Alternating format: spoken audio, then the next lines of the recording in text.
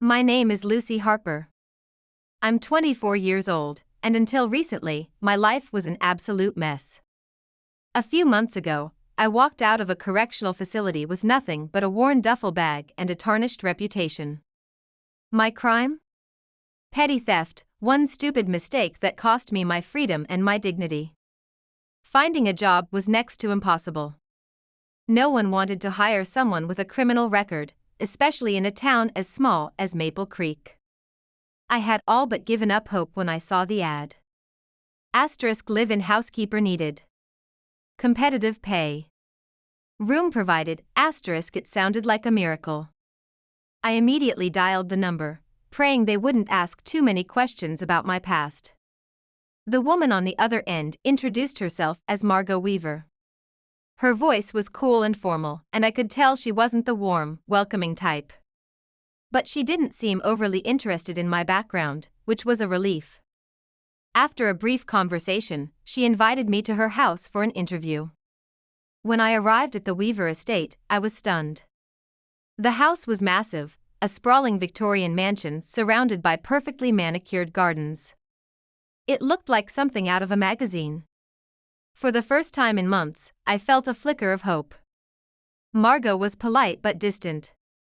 She explained the job's requirements with military precision: cleaning, laundry, meal prep, and occasionally looking after her 12-year-old daughter, Emily. The pay was generous, and the offer included a room in the house. I couldn't believe my luck. "There's just one thing," Margot said as she led me upstairs. "Your room is small.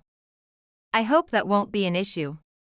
I followed her to the attic, where she opened the door to a tiny, windowless space barely big enough for a bed and a dresser. It was more of a glorified storage closet than a bedroom. "It's perfect," I lied, forcing a smile. I wasn't in a position to be picky.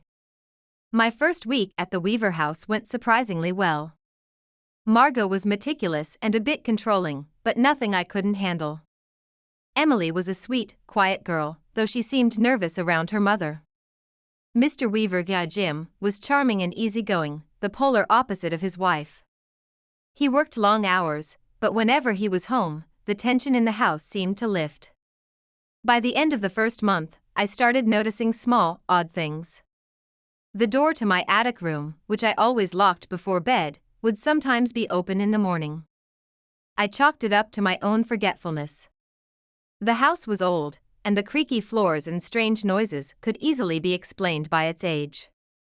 But there was no ignoring Margot's increasingly erratic behavior. She was moody, prone to sudden outbursts over minor mistakes. One day, she screamed at me for putting Emily's shoes in the wrong closet.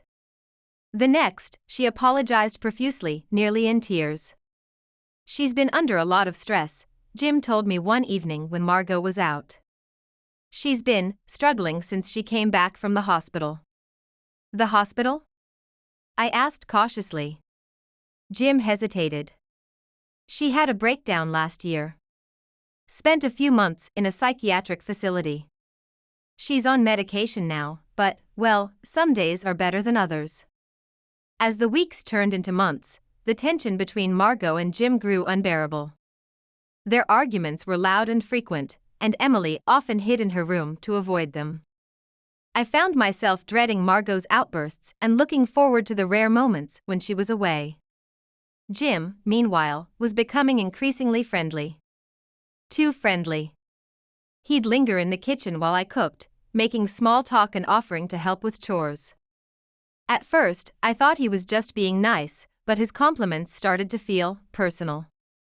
"You're too young and pretty to be stuck in a place like this," he said one evening, his eyes lingering on me a little too long. I laughed nervously, unsure how to respond. Jim was handsome, charming even, but he was my employer, and married. I couldn't afford to jeopardize my job, no matter how lonely I felt. Then came the night Margot left town to visit her parents. Jim invited me to have dinner with him and Emily, insisting it would be more fun than eating alone. I hesitated but eventually agreed. The evening was surprisingly pleasant. Jim was attentive, kind, and funny, and for the first time in months, I felt like I was more than just the ex-con housekeeper.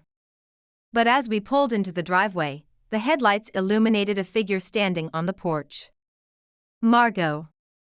Margot's reaction was explosive. She accused Jim of betrayal and screamed at me to leave. For a moment, I thought she might hit me. Jim managed to calm her down, but the damage was done. Their marriage, already on the brink, crumbled completely. A week later, Margot moved out, taking Emily with her. Jim seemed relieved at first, but his demeanor quickly changed. He became possessive, critical, and unpredictable.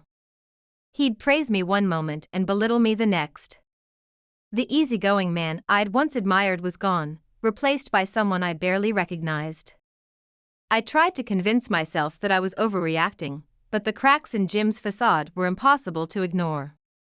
He monitored my every move, questioned me about my whereabouts, and demanded to know who I was talking to on the phone. One afternoon, I ran into a local woman at the grocery store. When I mentioned I worked for Jim Weaver, her expression darkened.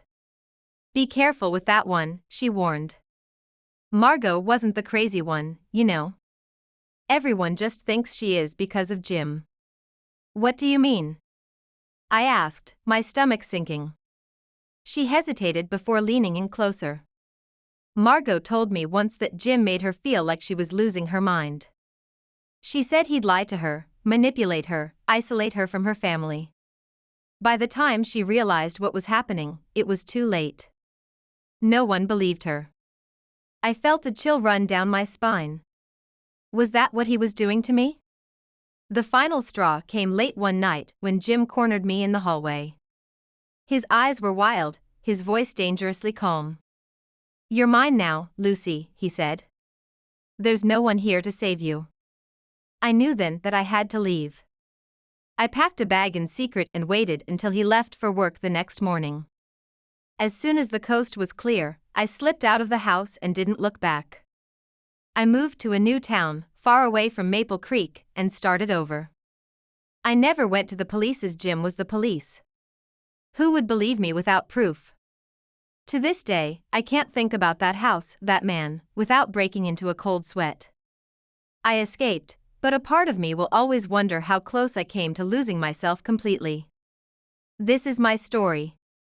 A cautionary tale about trust, power, and survival. If you're reading this, I hope you never have to learn the hard way what I did. Monsters don't always look like monsters. Sometimes, they look like saviors. If you haven't subscribed to our channel yet, I'd really appreciate it if you took a moment to click that button. I put a lot of effort into searching through Reddit so you can enjoy the stories I've found just for you. You already know what to do. See you in the next video, ****.